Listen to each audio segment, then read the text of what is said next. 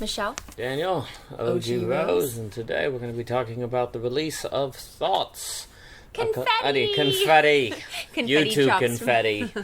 You can do that like GIFs or whatever. So yes, 100 assorted reflections. Each one is complete, released on September 16th. There is nothing like finishing the formatting of the paperback version, and then to your horror realizing you still have to do the Kindle version. I don't know if there's anything more terrible than this moment.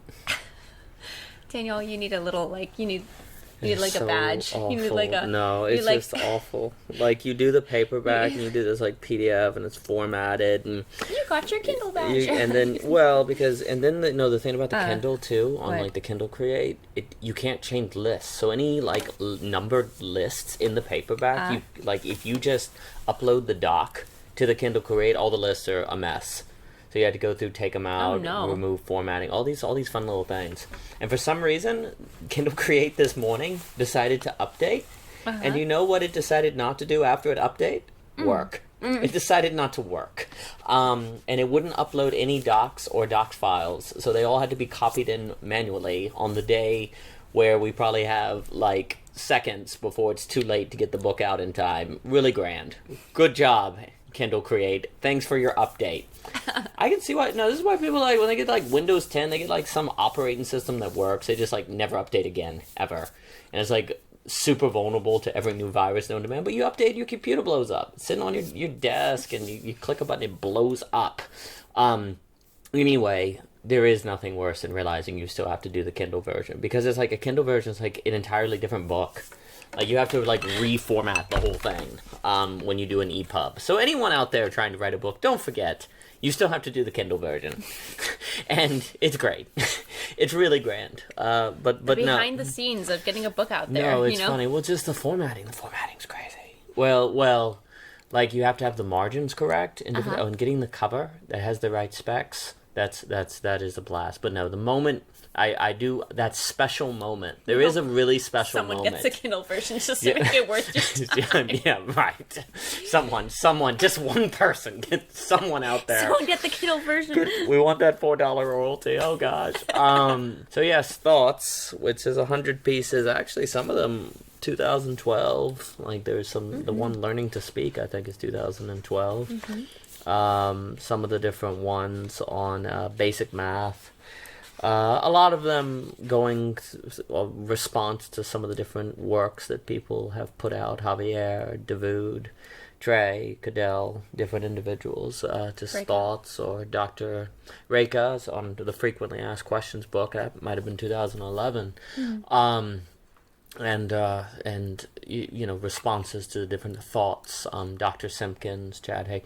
Yeah, it's interesting. I think when you have this new intellectual space developing online, everyone just does such amazing work that you want to remember it. So some of these pieces came out of just the effort of wanting to really internalize the work that people have done or the thoughts that you have, so that you remember it better, so that you kind of get your own thoughts down about it. So grateful for all the people that are putting work out online, that are helping to create this new ecosystem of thinking that's so important. Yeah, no, absolutely. Well, just something you shared made me think about something that came up in a conversation I had with Bethany Taper. Oh, yes. Kind of now we are, now that the gatekeeper system for ideas and publishing things and getting things out there is shifting and changing. I think there is still obviously the gatekeeper system, but there's those who are transcending that, right, with these ecosystems online. And so we're kind of talking about sort of how they both still though continue to coexist, almost at the expense of each other, but then it ends up making both more, it bolsters both in different ways, So there's a conversation there between the two. But I think something that's very exciting is this idea of just, I think, because we've always really been interested in the ideas. What are people? What is somebody thinking about? What do they want to share? What are they excited to share about? And so it's really neat when you do have people sharing their genuine thoughts and their original thoughts, right? And then having the chance to respond and engage with those thoughts with reflections and and just your own thoughts that then kind of get to be amassed in kind of like a place where you can kind of sort of have like a beautiful sort of collection of how that ecosystem is in this kind of like you know, a sense of building, right? That's kind of like this feedback loop of each other, how we're corresponding and helping to generate and then also inspire one another to continue on. So it's really cool because it's really then about like people being able to recognize other people. It's very like people to people, recognizing other ideas of value, you know? So that's a really neat thing about this age we live in, you know? Oh yeah. And yeah, and I think too, like it is quite a time, you know. It's quite miraculous that we're in kind of this sort of particular moment in history where we can even do such thing, you know? Yeah, absolutely. Well, you know, I think we can have this kind of notion that a lot of people's ideas or thinking is a result of them going off into the forest and thinking by themselves. But it is hard to imagine Keynes writing the works that he did if he never ran his theory on probability.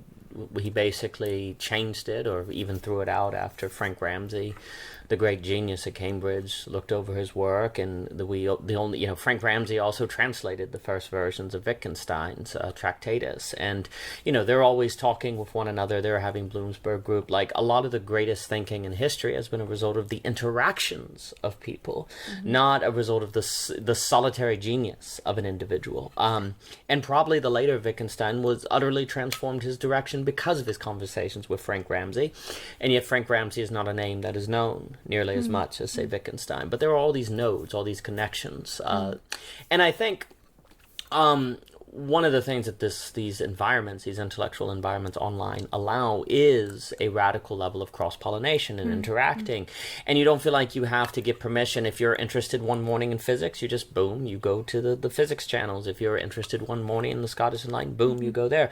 You don't have to get permission to enter a department or to attend a conference somewhere or to fly out there. There's this ability to have this accelerated cross-pollination and interacting and meeting different people. And yeah, if you're putting stuff up on YouTube, sure, you can monetize, but you're basically doing it because you care about it. I mean, yes, you're building a channel. Yes, you're doing all that. But there's also there's just a genuine pursuit of the work. And I think that becomes a very generative environment. And that, I think, will just continue to get better and better. And I think you'll continue to have people doing videos that are responding to other people's videos or that are interested in other people, and where people will feel more comfortable to say what they're thinking, and to articulate it themselves. And I think that's encouraging. I think that will only get better with time. Yeah, no, absolutely. I totally agree. I think too, like, I think the hope here is like this, with this particular collection, because it is kind of a collection of thoughts on, your original thoughts, and then also response thoughts to things people have put out there, and absolutely. Work that other people have done. This can hopefully be also really kind of an entry point to a lot of other current thinkers right now, and that's I think really exciting. That that's something this particular book, Thoughts, is going to be.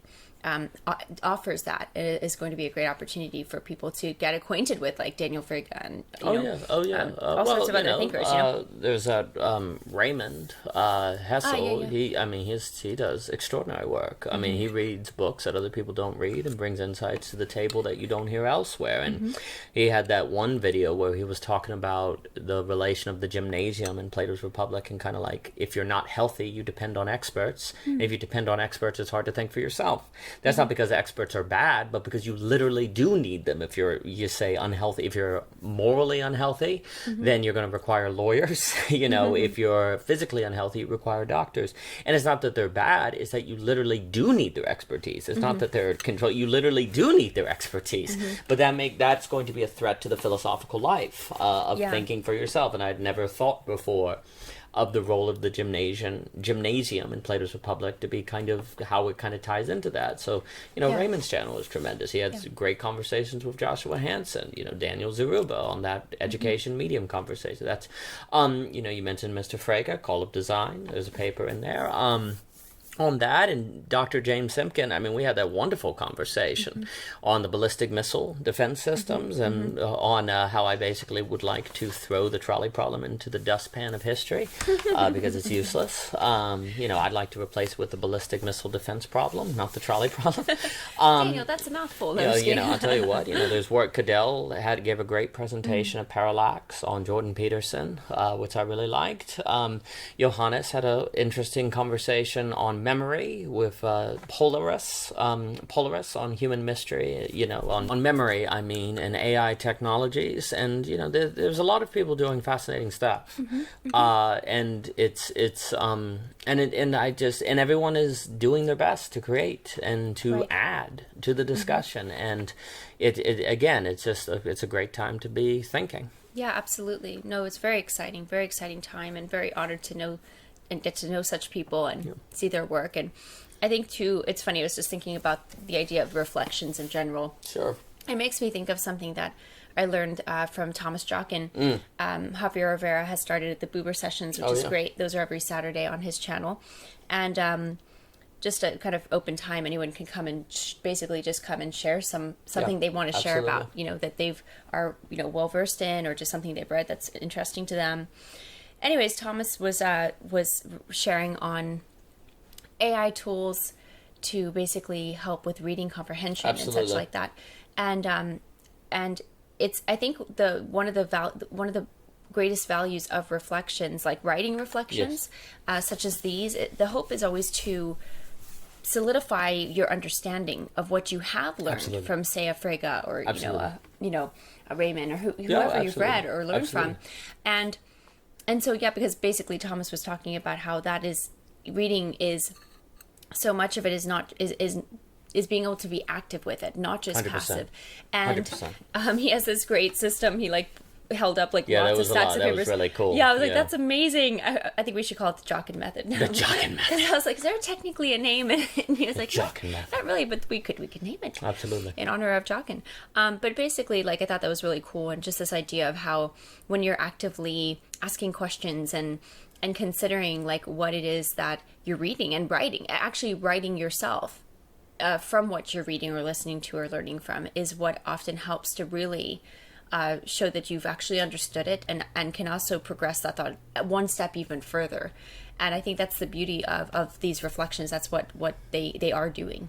Well, I mean, that is absolutely one of the main reasons they are created, is to remember what these people have done and to internalize it. I mean, you don't...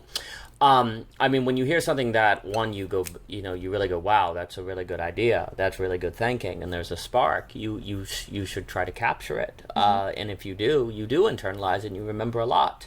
But I think for me, learning and writing writing is how it's almost like you create the neurons to remember.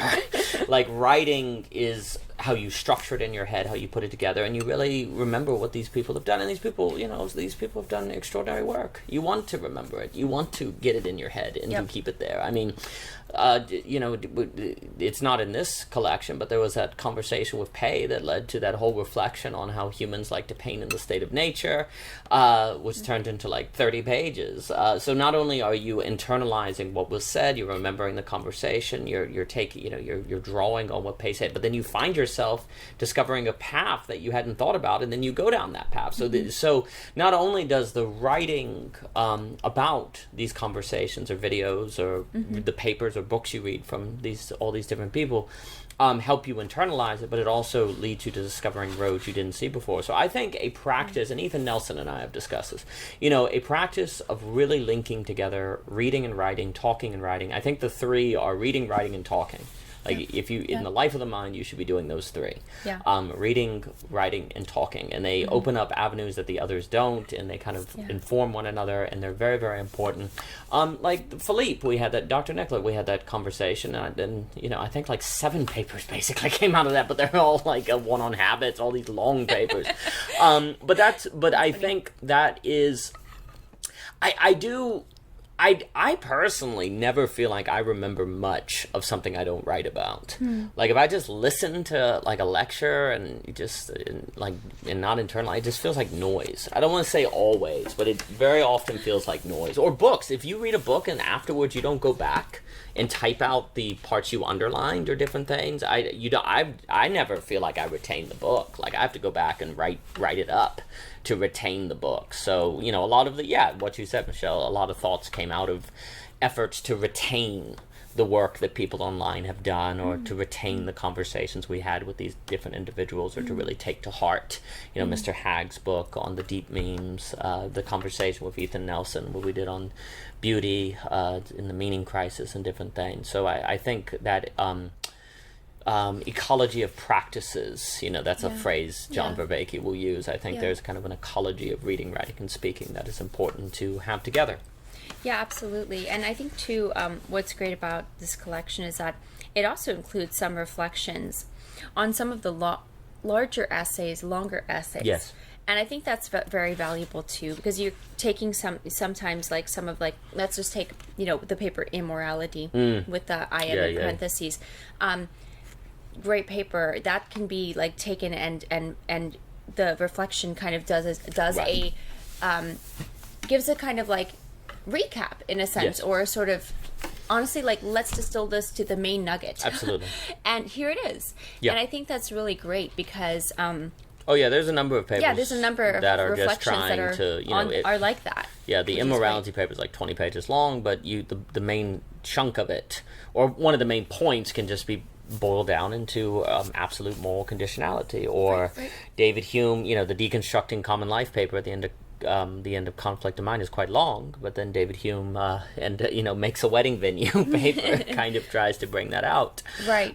So, or the critical people are not necessarily critical thinkers is going to be trying to distill the paper on critical thinking. So right. a lot of them came out of that too. Right, and I think that's great because it's kind of like I think that is something that I think is unique and something that I think hopefully offers something for readers, is that this work is dialectical with other contemporary thinkers, writers, creators, artists, and then it's also dialectical with our body of work in general too. Sure. And I think that's quite fruitful.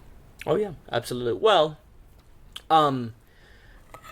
if you mentioned the Immorality paper, if you take seriously the idea of, say, absolute moral conditionality is going to point out that you could have an objective category, say murder is always wrong, but there's still going to be conditionality because you have to determine what acts of killing fall under the category of murder, right? So, you could have an objective moral category and yet still have room for quote-unquote relativity, although I don't like that term because it's too vague. So there's conditionalism. And basically to determine what killing falls under the category of murder, you have to be on the ground, in particular examining the incident to determine, because murder always entails killing, but not all killing is murder, right? Well, that's a main point of the paper on immorality. And now someone may point out, like, okay, well, what is kind of the ontological foundations for murder? Like, how do you even make a category distinct from killing called murder? Well, that's where you're going to end up in a longer paper. Like, if you want to go that way, you can. But if you want the main gist, you don't have to go that way. And just like the paper on David Hume in a wedding venue, that's going to give you the rub of deconstructing common life. But then if you say, but wait, what does this mean on a governmental level? That's where you're going to end up in a longer paper. Like, often longer papers result from addressing all of the very critical, I'm not saying they're irrelevant, critical details that cannot be addressed, though, without expanding on a lot of things. But you can take a shorter work and say, well, this is the main rub, and you can just at this point assent that this is a good idea or not, and if not, well, then you can go see the longer work. Exactly, and that's what I kind of like, too. It's almost like this can be, if you wanted to read all of the Immorality paper, you could just, it's almost like you can read this reflection and sort of like click it and like then expand to the big paper.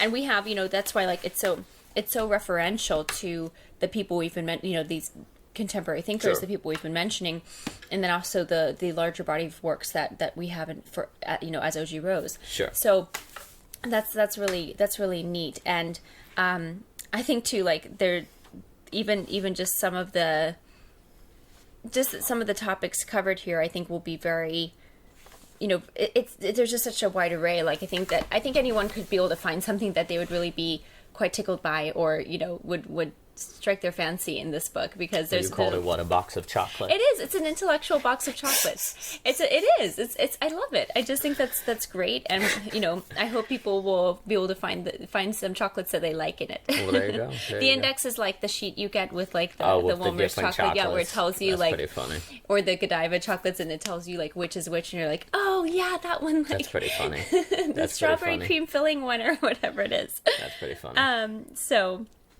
So yeah, and I think, it's, not that like, it's, you can just go off of titles, but I think there are some really fun titles in here that I think will pique people's interest. Well, I hope so. The best of all possible prisons. Yeah, that was fun. That's actually in response to the White Christmas Black Mirror episode. So there's some culture in here, guys. There's some culture. We may be hobbits, but there are some cultural allusions. We do know that Netflix starts with the letter N. We do know that. We know that. Yeah, there's a paper in there on the White Christmas episode of Black Mirror. There's on the paper Men Against Fire, which tries to bring in like that episode of Black Mirror with Zizek's ideology. There's a elaboration on The Extraordinary in Strange Woods by Jeff Esposito, Matt Sabb, Brett Ryback. Just an extraordinary musical podcast that inspired some reflection. That is a work of literature. It's a masterpiece. There's a number of pieces on relationships. Michelle and I strongly believe that philosophy is good for relationships. The ability to think in terms of meta skills, meta thinking, to see frameworks of interpretations is really useful in relationships. And people may recognize some of the O.G. Rose conversations that we had, like that one on to debate or to discuss. That piece is in here, which we also did an O.G. Rose conversation on, and the piece on meta talks I think is in there as well. So there are pieces inspired by voice craft sessions. There is pieces inspired by a lot of the people we met at Justin Murphy's Other Life. And I should note a special thanks to the Other Life cohorts that kind of helped bring this work to completion, kind of the structure of kind of putting a fire under it to make it done, where Justin suggested setting a deadline, a due date for it, and how that's a great way of motivation, and he's helped me in different ways of structuring different things. And, you mentioned Bethany, that was met at the cohort, and Sam and Emilio, and I really enjoy Kale and Jacob, these different people, Deborah. So those cohorts have been really, really great. I really appreciate what Justin Murphy has done. And, what Justin Murphy started in 2009, before the pandemic, joined the Other Life, at that time, indie thinkers, and people like Thomas Jockin and Javier Simkin, a lot of different people. Samuel Barnes, there's a piece in there inspired by Missing Axioms by Samuel Barnes. Which is a tremendous book. So just a special thank you to Justin, Mr. Murphy, for the ways he contributed to this work. So grateful for him. Yeah, absolutely. That's wonderful, and a big thanks to him, definitely. Absolutely. And for connecting us with so many wonderful people. Yeah, absolutely. Yeah, I feel like this is like a it's a tribute in a way. Like I feel like it's really neat, because it is a tribute to what's happening right now in the current kind of environment, and I think that's kind of a neat thing to have as a collection, and almost like a testament to what is currently going on in this intellectual climate and ecology. Well, it's a neat. I mean, it's a neat time. I think it's a neat time. I think it's easy to believe we're all going to die, because that's all that happens when you turn on the TV. I mean, we don't turn on the TV, but we're hobbits. We just eat second breakfasts. It's like, what is TV? But all you hear. But no, there's a positive movement of people who genuinely care about things that matter. Yes. And Yes. they are devoting Yes. their time and their energies toward it. Yes. And this is important. And It's this is beautiful. something to have. Yes, it's beautiful. It's good. And something to put one's hope in. And so it's an honor and a joy to be part of it. And hopefully people will find the book Thoughts. Indeed, that's love as a testament to it all. And we're grateful for the people that have helped make it possible. Absolutely. Well, the book can be found on Amazon. Yes, you can get the Kindle version. Yeah. Slaved away for 7+ hours, or you can also get the paperback Yeah. copy. And guys, this is like, I mean, it's solid, man. 100 reflections. Well, hopefully see. people enjoy it. Well, Yes. we're grateful for all the people that help make it possible. Yes, And absolutely. we will continue on with the work. For more by O.G. Rose, please visit ogrose.com. Please get your copy of Thoughts today. It would mean a lot. Love to hear what people think about it. All comments are welcome, and we appreciate everything that everyone is doing to help make this new world possible.